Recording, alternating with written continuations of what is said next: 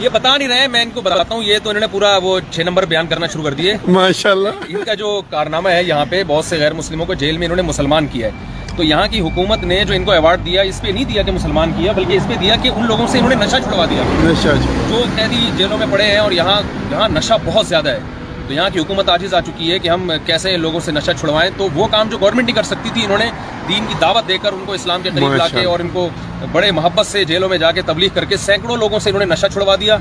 जिसके नतीजे में हुकूमत ने, यहाँ की हांगकांग की गवर्नमेंट ने बाकायदा एक तकरीब मुनक़िद करके इनको बड़ी महफिल में अवार्ड दिया है। और इनकी बड़ी कदर है। यहाँ पे ये जेल में जा सकते हैं तबलीग के लिए, वरना यहाँ जेल में जाना बहुत जुर्म करके तो बहुत आसान है, बगैर जुर्म किए यानी जेल में जाना तो बड़ा मुश्किल है। अब आप देखो, इससे एक चीज पता चलती है कि सिर्फ कानून काफी नहीं होता लोगों से बुराई छुड़वाने के लिए, अल्लाह का खौफ और आखिरत का तसव्वुर जरूरी है। कानून तो यहाँ बड़ा मजबूत है, लेकिन फिर भी लोग नशा कर रहे हैं। तो इन्होंने क्या किया कि उनको अल्लाह का तारुफ करवा के दीन की तरफ लेकर आए, जिससे उनका नशा छूट गया।